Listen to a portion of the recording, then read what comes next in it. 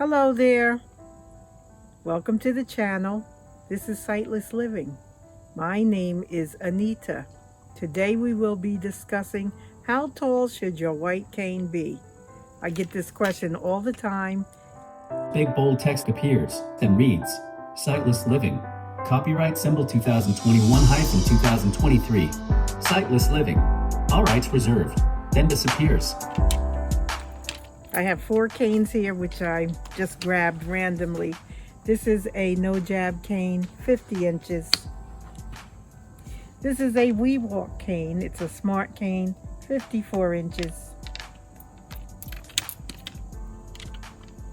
This is my Ambutech mobility cane. I have this in many colors. This is 60 inches. And then this is my NFB cane. And this is 62 inches. Where I go, a lot of people have these, so I like to put embellishments on mine so they don't get mixed up.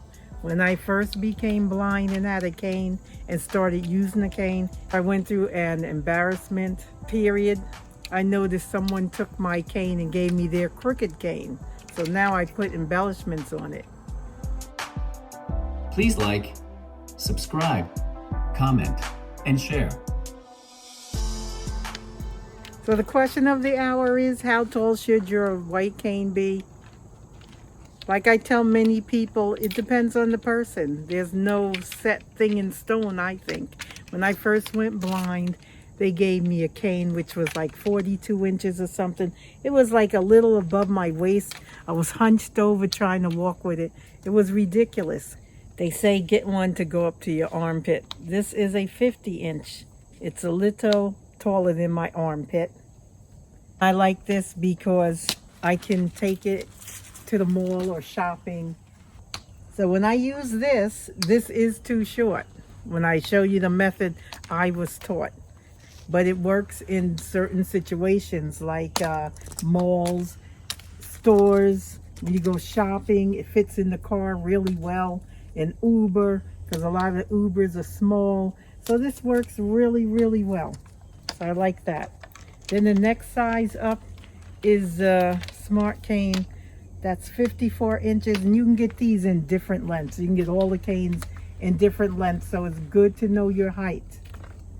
So I like this one as well.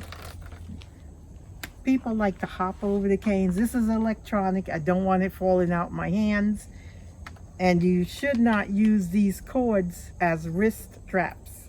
They are for you to hang your cane when it's not in use, or if you fold it, you can wrap it around to keep it bundled. They are not to go around your wrist because you could get hurt. If the cane is pulled or caught on something or tugged, you could have your wrist broken or strained. So it's best not to do that. This is my regular Ambutech mobility cane, and that's 60 inches. It comes in all different colors. This is my basic cane that I use. When I wear heels, the cane is not too short. As it stands up next to me, maybe it comes up to my eyebrows, I still find this short. But it suits the purpose. And then the NFB cane here, which is fiberglass, that comes like up to my hairline. It's a little taller than the Ambutech cane. It's thinner. I've broken many of these. Although it's flexible, I'm bending it on the ground and it's bouncing. But it has a metal glide tip on the end of it. It's okay. It's hard to fit in vehicles. So it depends on what you are doing for the day, which directs you to use whatever cane. So let me tell you the different materials. This one is graphite. Most of mine are graphite. I do have some aluminum ones. They're much heavier than the graphite cane. And then this one that's graphite as well. The We Walk cane. The shaft is by Ambutech, so that's graphite. I don't think I have any aluminum canes. I thought I grabbed one. Nope, that's graphite too. And then I have the fiberglass. But the graphite is a little lighter than the aluminum. The aluminum is a little thicker and it's heavier. Now we'll get into how to decide what cane is the right size. You should walk up to an empty wall. I'm going to use the garage door here. So I'm going to walk a little ways. I'm going to turn around, face the door. I'm going to get into position. Put my pointer finger down the flat side of the cane.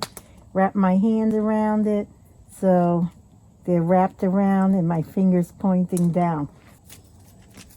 Now that it's getting a little cooler out, we can get out here and get some leaves. I just let them fall. This is my favorite time of year. Anyway, okay, so I got my hand in position. I'm going to start with my, I'm going to start my right foot. I'm going to start with the right foot. And when I start with the right foot, I'm going to either tap to the left or roll my cane if it's constant contact. When I step with my left foot, I'm going to roll or tap to the right. So you should always be in rhythm. When your body's moving, your cane should be in rhythm. And that's one thing they drilled into my head. I'm going to step with the right foot and have my cane on the left. And then I'm going to step with the left foot, have my cane on the right. So here we go. I'm going to walk up to the wall, and when my cane hits the door, which is the wall, I should be able to finish the step and then take another step after that. I was taught when figuring your cane, you just walk up to a blank wall. I'm using the garage door. As I step, my cane should hit the wall eventually. When it hits the wall, I should finish the step I am doing and then take another step to make sure I have enough clearance. If I do not have enough clearance, my cane is too short. So I'm going to start with my right foot, put my cane on the left.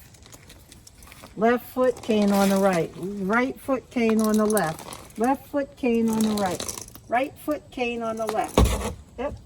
I hit the door. I take one step to complete what I've done. Then I'm going to take another step, and I'm right up in the door. So 50 inches is too short.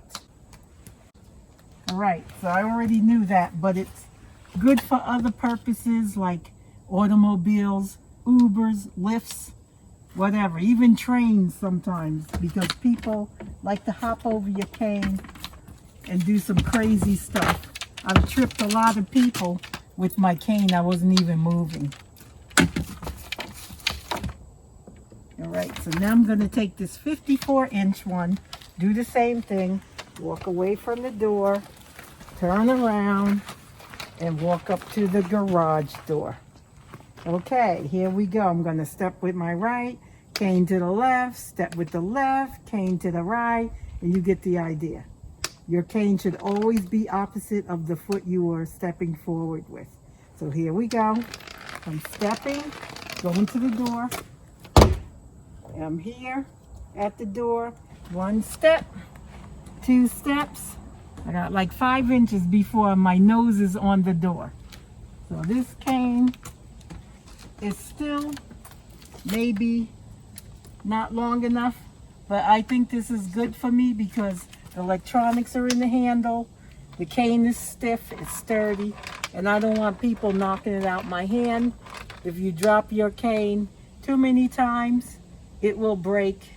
I've never dropped this cane, knock on wood. I'm knocking on my forehead here because I think all this stuff out here is plastic and metal. All right, let me get my next size. This is my regular Ambutech mobility cane. This one is purple. I have them in all colors. But right now, my stuff is packed because I'm waiting to move. So I just have basic stuff out. You know, stuff just to cook and basic clothes, towels, you know, you don't have your whole house out. So everything is in storage. So you probably see me repeat some clothes too. Because I have tons of clothes and they are in storage. Okay, so here I have my 60-inch cane. I'm going to do the same thing, walk up to the garage door, see when I hit the door. So I'm going to start with my right foot. Here we go. So I got a lot of room here. So I can step up 1, 2, and I still have enough for 2 feet, maybe another foot, but that's enough room. And the reason you want a lot of room with your canes is because when you're navigating, your cane rolls under things like cars, and I've done this with the short cane right in front of the mobility instructor or counselor, and the cane went under the car, and then before I knew it, boom, I'm right up against the car. The people come out angry, hey! And I was like, you know what, you're gonna get a shot with these short canes. We were in a city area, and it was questionable, running into people's brand new cars and stuff. That guy came out and he was mad. He was looking at the car to see if my cane scratched it and whatnot, is what I was told. The sidewalks are also driveways, and people park their cars in front of their house, which is part of the sidewalk. Now, they should bring it all the way to the garage door, but they don't. They just leave it in the driveway. So the tail of the car hangs out in the sidewalk. So a blind person is bound to hit their car if they don't know it's there. So that's the problem with that. So the 60-inch cane is fine, and so would be the NFB cane. So I'll get that one. Now I got leaves here. I got a big dip here where we bring the cars in and out. Well, all 3 doors have them, so we got a lot of fall work to do. Here is my 62-inch cane. Well, actually, it's a little shy of 63 inches because it has the metal glide tip. You'll find the canes, they come in different sizes. Usually it's in 2-inch increments. The larger tips, they add about 2 inches to the end of your cane length. That's what I found. So I'm going to walk with this one. And this should be enough room too. So see, I'm not even on the pavement here that my spouse put here for my canes. That's so nice of him. He put that there for it. So anyway, I have a lot of room here, so I could take a step to complete it, another step, and I still have room. And that room is for when you run into things or run under things, you have room to maneuver. With the little 42-inch cane, when I ran into the person's car, I was like right on the car, like leaning on it, where I actually fell on it because my cane was too short. Anyway, you know guys, they are particular with their automobiles, so that was the problem. They all work, but the short one is good for the mall, shopping, etc., etc. This cane, the smart cane, I like for when I'm navigating. I can get bus stops, roads, streets. So that's very good. The only thing is you can't use it in the rain, and you don't want to keep dropping it. I've never dropped that cane, thank goodness, because you'll bust up the electronics. This one's purple. I have them in many colors, but they're all packed with my regular stuff because I'm ready to move. Just have basic stuff out. So basically, I use this all the time, the purple one. Now for a newbie that does not really have the formal training yet, it's best to have a flat surface, not like this. This is the only flat wall I could think of right now, is the garage door. And it's not a good example. There's leaves everywhere. We haven't raked out the driveway yet. We usually rake it and make it all even because the cars coming in and out, tractors and all that stuff, coming in and out in the rain. And sometimes the dirt is soft. It can disturb it and make hills and gullies like we got here. And all the doors have them. So we usually freshen that up for the winter. People love to hop over the cane and get tripped on it and stupid things like that. So when that happens, it kind of knocks you off your rhythm, and you can easily correct that, because if I'm walking and my cane's supposed to be on the left side, I'll just tap it twice as I'm walking, and then, you know, when I put that right foot out, I'll put my cane to the left. And then when the left one goes out, I'll put it to the right. So you don't have to like stop and then try to figure out what side does it go on. Or sometimes I'm walking and I'll just keep it on the same side even though it's on my right side, and I'm stepping with my right foot until I can straighten it out and then put it to where it's supposed to go. So when people knock me out of rhythm, I get myself back in rhythm. And that's something that comes over time. If you're going by car, that's another thing you have to figure for your cane length. I hardly bring this, the NFB cane. It does not bend. I do that for buses, trains, stuff where it can stay straight. Well, I leave all my canes straight anyway, because a lot of them have designs on them. And then I just usually pull off the handle, fold it down, and then just try to fit it into the vehicle like that. But usually what I do, open the door, I put it underneath the seat belt in the front and let it lay down in the back. And if there is no one in the back, I don't care. I just let it hang up in the top or whatever. Even the little 50-inch one, I'll pull off the handle and fit it in the vehicle. And that's how I do my canes. I've already gotten some emails from people. My father just went blind. I want to get him a cane.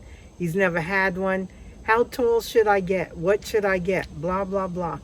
Again, that's personal preference. You can choose fiberglass. You can choose aluminum. You can choose graphite. It all depends on your preference and how light you want your cane. Just like the tips. You can pick whatever is your preference. I've done videos on tips and canes. You can look at those if you are undecided. I believe the smallest one is maybe 42, and then it goes up to 72. Don't quote me on that. I haven't looked lately, but they do move up in increments, so it's best to know your height. And you can do this little test here. If you don't have a cane, you could take a broom handle, you could take a mop stick, unscrew the mop head off of it, and try that. If you want to measure it, you can measure your stick, and maybe you want to start with 50 inches. You can just take a piece of tape around the 50. Don't hold the stick higher. Just hold it like it was a 50-inch cane. Have the rest hanging over, and then walk up to your blank wall and see how much room you have to take that. Finish your step and then take the extra step. If you're right up in the wall, it's too short. Same thing if you want to do 54 inches, 60 inches, whatever. Get a stick or a pole long enough. You can tape it off so you know that it's 60. Have a sighted person measure it if you can't see, or if you are sighted trying to get it for a blind person. Just tape it off. Don't hold it higher than the tape. Have the person that you're getting it for, or if it's a surprise, you can do the walking to the blank wall. See when your cane tip hits the wall. If you're in the middle of a step, finish your step, then take another step, see how much room you have. And just remember, this could be like a car or something, a chair, and your cane is going to go underneath it. So if the cane is going to go under it, like halfway down the cane, and you know the person you're getting the cane for is probably going to hit their knees or end up laying on the person's car, you may want to go longer. So those are the tips I can give. Like I said, it's up to you. It's personal preference. So you have to see what is your personal preference. I wash my canes down, wipe them down regularly, sterilize them, including the handles. I don't put the strings on my arm because that's for hanging or embellishment, so you can tell your cane apart from other people, especially when you go to a function. After I got that bent up cane, I was like, whoa, people aren't honest. I've had my cane swapped out several times for crooked ones and busted up ones. And I'm like, darn. So those are the experiences I have had. I hope you found this video useful to help you measure your cane. Don't forget to subscribe, like, comment, and share if you like this video and would like me to keep bringing them at you. And I'll see you in the next one. Bye. Scene changes to a mountain scene backdrop. Rolling credits appear in big bold text scrolling upward from the bottom of the screen. Text reads, Anita, hostess/visionary. Mountain Air Videography. TM symbol, videographer/editor. The rest of the text may be read in the description box below. Thanks for watching.